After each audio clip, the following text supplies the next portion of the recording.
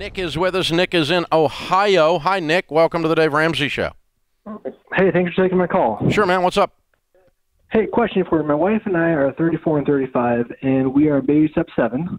Awesome. We recently received a $40,000 inheritance from my grandparents who passed away. Wow. And they did a lot of traveling, and we want to use it as a travel investment for us, so we would be able to utilize whatever the gain was on the year. We would use that for traveling. Cool. Is there an investment product we can use to invest it in, or does it make sense to do that, or just kind of take that $40,000 and just work it down, or we want to try to keep that nest egg if at all possible? Yeah, that's pretty cool. I like your idea. And congratulations, man. You're killing it. What's your house worth? About $250,000. Wow. And you're 35 years old, and you're already on completely debt-free and investing. Yes, sir. About $600,000 and as a net worth. Right? So you're almost everyday millionaires already. And it's thanks to you. Wow. I didn't give you any money. You did it, man. Way to go. No, you gave us the way. I'm proud of you. All right. Yeah, I like your idea. I would just use an S&P 500 fund that's no commission, no load. And the reason is it's low turnover ratio means that there won't be any taxes on it except when you pull money out of it. And if you leave it in there at least a year before you pull money out of it, then you would have only capital gains tax on whatever you pull out. Okay? Now you won't have any tax on the $40,000, but let's say that thing goes up $5,000 one year and you don't pull the money out. When you do get around to pulling it out, if you've left it in there at least a year, the gains, then you will not pay ordinary income on it. You'll only pay 15% tax. Okay. And so, and it should grow, 10, 12% a year. That's what the stock market has done. Some years it'll do better, some years it'll do worse. But if you can make $4 or $5 grand on that thing, that's a trip a year, right? Yeah, exactly. And if it only makes $2,000, we'll use a $2,000 trip. Or it's $5,000, make a $5,000 trip. To try to maintain. Or if it goes down that year, you stay home. Exactly right. Or you pay for your trip out of your other fund, but you don't mess with this thing. Yes, exactly right. I love this plan. Yeah, that's cool. That's a perpetual trip fund. I like it. Yeah, a good way to honor their legacy. Yeah, they're smiling when you do it because they like to travel. I like it.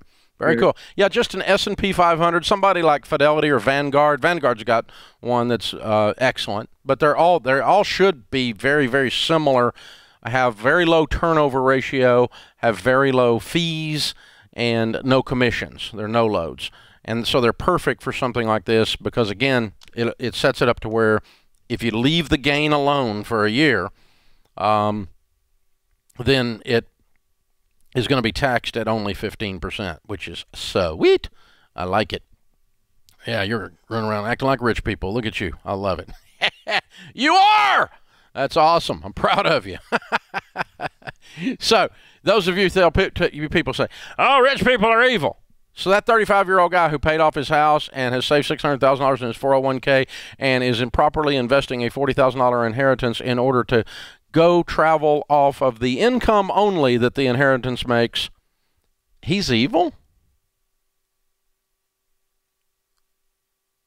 What's wrong with you? You think that guy's evil? Rich people are all evil. They all rip somebody off. He didn't rip anybody off. He just planted corn, and corn grew. He just did what he's supposed to do. And some of you have the audacity to walk around in your socialist victim mentalities and say that guy's evil. All rich people are evil. You ought to be ashamed of yourself.